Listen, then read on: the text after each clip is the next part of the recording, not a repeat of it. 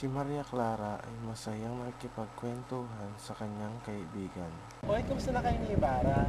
Kami ni Ibarra? Ano kami ni Ibarra? Di ba't kararating lamang niya? Oo, sa katunayan nga, ay pupunta na siya dito ngayon at sabay kaming mangingisda. Hoy!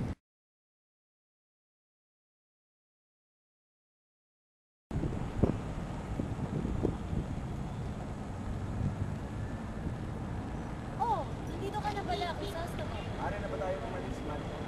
Iyan ang nais mo.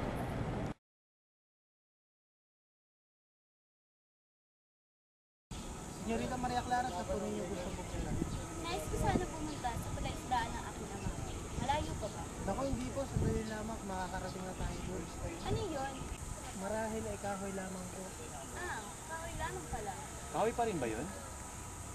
Sandali lamang po. Titignan ko. May buhaya! May buhaya?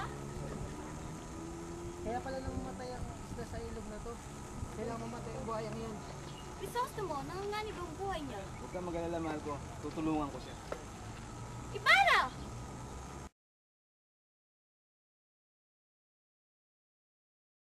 Nasaan na sila? Baka kung ano na mangyari sa kanila. Ligtas sila! Ligtas sila! Maraming salamat sa pagligtas niyo sa buhay ko, Senyor Ibarra. Balang araw makakabawi din ako sa inyo.